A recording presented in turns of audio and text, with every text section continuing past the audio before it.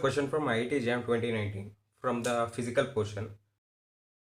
For a reaction of type A plus B gives rise to product.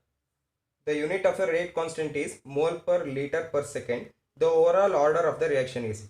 So they have given the rate constant, the unit of rate constant, that is mole per liter per second. So we have to calculate the order of the reaction by knowing the unit of rate constant. They have given the option, that is option A 0, option B first order, option C second order, option D it would be third order. We know that to calculate the rate constant of the nth order, that is given by mole per dm cube power 1 minus n into time power inverse. So where n is the order of the reaction.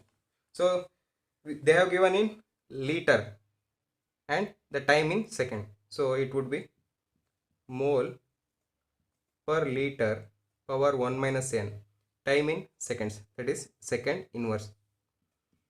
So we have to substitute the n value to know the unit or the order. Let us consider n to be 0. Then k equals mole per liter power 1 minus 0 per second. So the rate would be k equals mole per liter per second. So the order matches. So the order would be option A. It's a zero order reaction. So here is another question from kinetics, that is half-life of chemical reaction A to product. For initial concentration they have taken as 0.1 for first reaction, then 0.4 for the second reaction, and the T off is found to be 200 for the first reaction and second is 50 seconds. So we have to calculate the order of the reaction. To calculate the order of the reaction, we know that the relation between T off and the order is given by 2 power n minus 1 by k into a naught power n minus 1 into n minus 1. From this equation we know that T off is proportional to, if we remove all these constants, we know that it is inversely proportional to initial concentration power n minus 1. So if I consider this as T half 1 and this as T half 2, then let me rub it.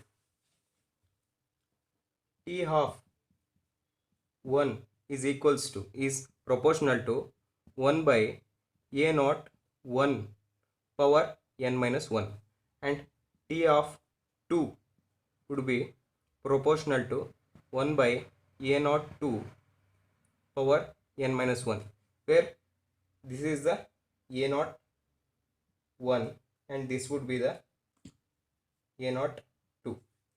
So if I tally these two equations, if I divide, let me consider this equation 1 and 2. Equation 1 divided by equation 2 would be T half 1 by T half 2 would be proportional to, this term will go upwards, a naught 2 power n minus 1 by a naught 1 power n minus 1. If I substitute the value of T of and initial concentration, T of 1 would be 200 by T of 1 would be 50. Let me remove this proportional by equal sign, that is if I remove this proportional by equal sign, there would be constant for both, hence it get cancelled. As the constant is same for this reaction, hence I am using the equal sign. A02 would be, the value of A02 is, it's 0.4 by 0.1 power n minus 1 power n minus 1. On solving this, it would be 4 times and 0.1 into 4 times. The equation which comes to be 4 equals 4 power n minus 1. That is 4 power 1 by 4 power n minus 1. As the base value is same, we can equate these two powers, that is 1 equals n minus 1. Therefore, n would be equals to 2. Therefore, the order of this reaction is 2.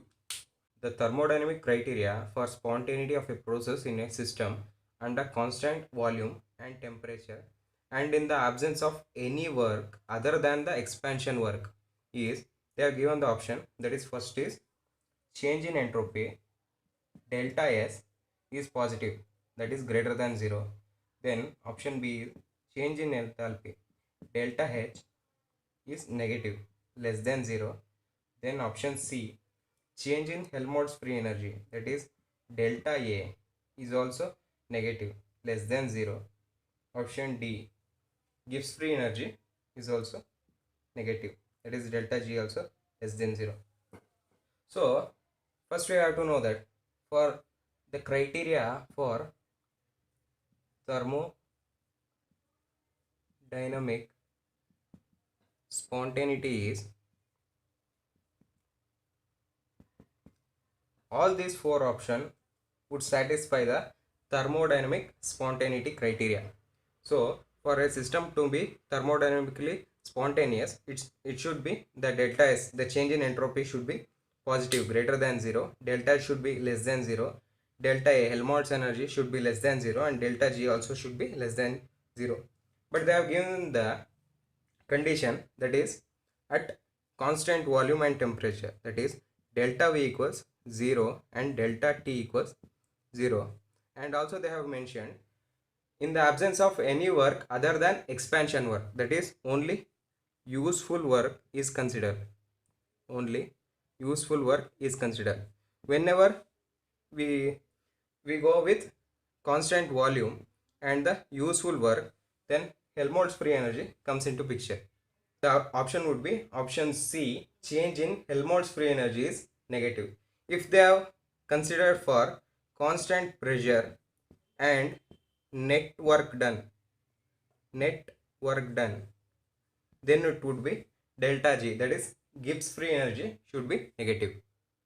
This question is related to solid state, that is the ratio of nearest neighboring atomic distances in BCC and FCC, where both have same unit cell edge length. That is, atomic distance is nothing but the radius of the atom, which is represented by R, and edge length is represented by A. So we have to calculate the RBCC by RFCC. So to know this, in BCC, the relation between, let me consider as RBCC, the relation between radius of the atom and the edge length is given by R equals root 3 A by 4. In FCC, the relation between RFCC is given by root 2 A by 4.